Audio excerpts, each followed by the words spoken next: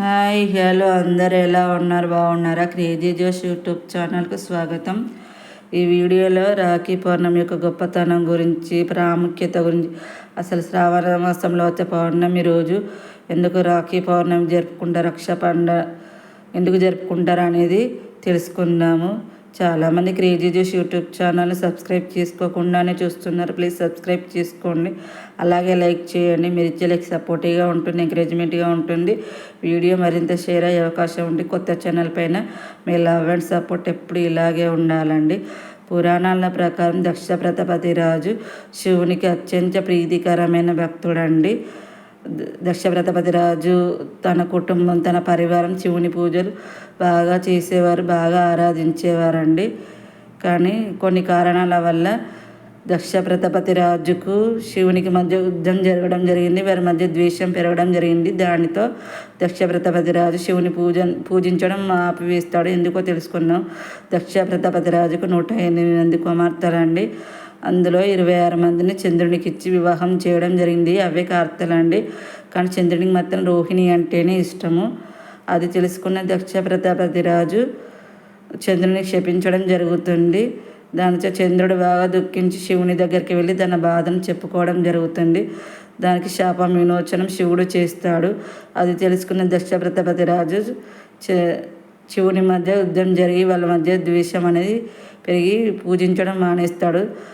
దాన్ని తీసుకొచ్చి ఇంట్లో చెప్పి మీరు కూడా పూజించొద్దు అని పరివారానికి, కుటుంబానికి చెప్తాడు. అలాగే దక్ష ప్రతాపతి రాజు చిన్న కుమార్తె అయిన సత్యవతి దేవికి కూడా చెప్పడం జరుగుతుంది. కానీ అది దక్ష ప్రతాపతి రాజు యొక్క చిన్న కుమార్తె సత్యవతి దేవి శివుణ్ణి తన భర్తగా ఆదరించి పూజించేది, పూజలు చేసేది. అది దక్ష ప్రతాపతి రాజుకి ఇష్టం ఉండేది కాదు. నువ్వు పూజలు చేయొద్దని అనడంతో అడవి ప్రాంతాలకు వెళ్ళి సత్యవతి దేవి పూజలు చేసుకోవడం మొదలుపెట్టింది. సత్యవతి దేవి ఎవరో కాదండి, పార్వతీదేవి. దక్షయజ్ఞంలో కాల్పై మరొక జన్మలో పార్వతీదేవిగా అవతారం ఎత్తుతుంది కదండి సత్యవతి దేవి. పార్వతీదేవి సత్యవతి దేవి అడవిలోకి వెళ్ళి పూజలు చేసుకోవడం కోసం శివుని యొక్క విగ్రహాలను, శివలింగాలను నిర్మించడం జరుగుతుంది. కానీ నిర్మాణం అయ్యేది కాదు. దానికి ఎంతో దుఃఖించిన సత్యవతిదేవి కొన్ని నెలలుగా, సంవత్సరాలుగా అలా చేస్తుంది, కానీ నిర్మాణం అయ్యేది కాదు. శివుని పూజించడానికి అయ్యేది కాదు. అది తెలుసుకున్న విష్ణునారాయణుడు వచ్చి సత్యవతి దేవికి సహాయం చేశాడు. అది ఎలాగో తెలుసుకున్నాను. వచ్చి నువ్వు దుఃఖించకు చెల్లి, నీకు నేను రక్ష, నువ్వు నాకు రక్ష, నువ్వు నాకు రక్ష కట్టు, నేను నీకు రక్ష కడతా, మన ఇద్దరం ఒకరికొకరం రక్ష కట్టుకొని శివుని నిర్మించి పూజిద్దామని విష్ణు భగవానుడు సత్యవతి దేవికి చెప్పడం జరిగింది. దానితో ఒకరికొకరు రక్ష కట్టుకుంటారు. రక్ష కట్టిన తర్వాత వాళ్ళైతే శివుణ్ణి నిర్మించి పూజించడం జరుగుతుంది.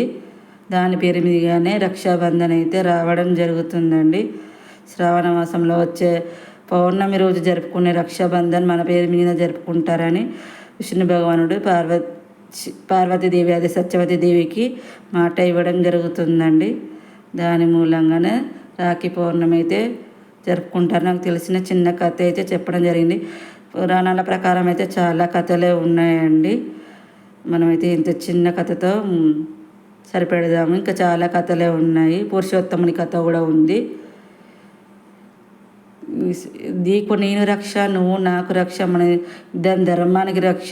మనం ధర్మాన్ని రక్షిస్తూ ఒకరినొకరిని రక్షించుకుంటూ దేశాన్ని రక్షిస్తాం. రక్షాబంధన్ అంటే ఏదో గిఫ్టులు ఇచ్చుకోవడం అది ఇదే కాదండి. ఇద్దరం కలిసి దేశాన్ని రక్షిస్తాం, ధర్మాన్ని రక్షిస్తాం, ఇదేనండి. నేనైతే తాటి బెల్లం సపాయి రొట్టె వీడియోలో చిన్న షార్ట్ వీడియో రీల్ చేయడం జరిగిందండి. ఫేస్ రిలీజ్ చేయడం జరిగింది. ఎలా ఉందో చెప్పండి. ఈ వీడియో మీకు తప్పకుండా నచ్చుతుంది అనుకుంటున్నానండి. అలాగే నేను చెప్పిన స్టోరీ ఎలాగా ఉందో కూడా చెప్పండి. నాకు తెలిసిన చిన్న కథ. చాలామంది రక్షాబంధన్ అంటే రాఖీ కట్టడం కదండి, మామిడాకుతో కంకణం కట్టిన తర్వాత రక్ష కట్టుకోవాలండి. అలా కట్టుకున్న తర్వాతనే రాఖీ కట్టుకొని అలా చేసుకోవాలండి. Thank you so much. ఈ వీడియో నచ్చితే సబ్స్క్రైబ్ చేసుకోండి, లైక్ చేయండి, షేర్ చేయండి, కామెంట్